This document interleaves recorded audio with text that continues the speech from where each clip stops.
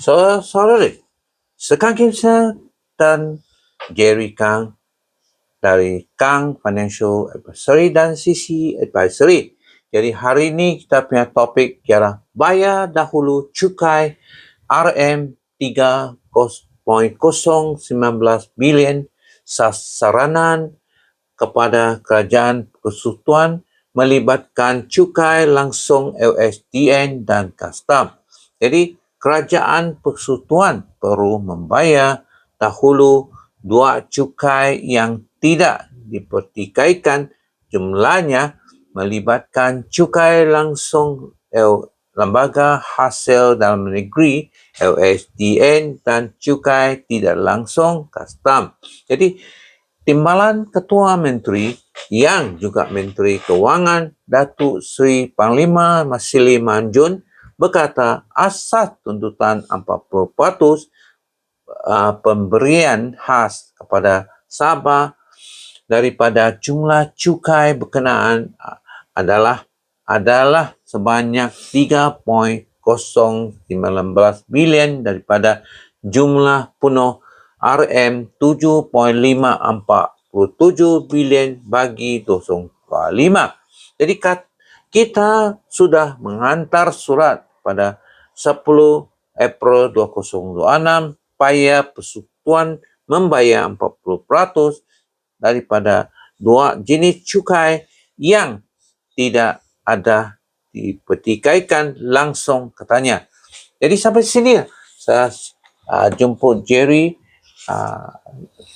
mula sedikit tentang hal ini. Jerry, persilakan. Saran bayar dahulu cukai 3.01 bilion manfaat dari perspektif perancang keuangan Sabah. Manfaat yang pertama, kepastian aliran tunai, cash flow certainty.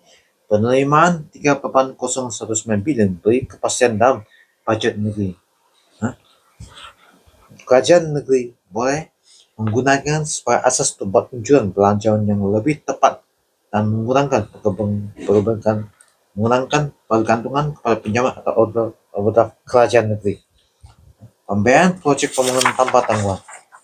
Di bawah belanjawan 2026, peruntukan pembangunan Sabah mencapai 7 bilion, tertinggi berbanding semua negeri lain, termasuk projek seperti Pusat Jantung Sabah 125 juta, Jalan Kelabakan sehingga Simang Gadis 416 juta, dan talian penghantaran listrik 200 juta. Mengurangkan kos peminjam. Apabila dana tunai sudah tersedia, kerajaan Sabah tak perlu meminjam dari pasaran bond atau institusi keuangan untuk membayar pelanjangan operasi. Ini menjimatkan kos faedah yang boleh digunakan semula untuk pembayaran awal. Pengurusan hutang yang lebih baik dengan 3.01 bilion dalam tangan. Kerajaan Sabah boleh mengutamakan pembayaran balik hutang sedia ada, meningkatkan penahapan kredit negeri dan menguatkan hubungan fiskal jangka panjang. Asas rundingan yang lebih kukuh. Dan data kutipan bagi cukai LSDN dan Kastam disiarkan untuk pengetahuan umum setiap tahun. Justru tidak seharusnya menimbulkan keraguan yang untuk dilaksanakan pembayaran terlebih dahulu.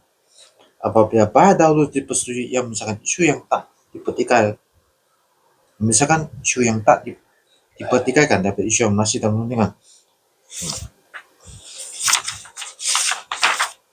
Meningkatkan keyakinan pelabur, penerimaan hasil yang konsisten dan tepat masa menghantar isyarat positif kepada pelabur bahawa Sabah mempunyai keuangan stabil, sekaligus menaik lebih banyak pelabuhan langsung asing ke negeri.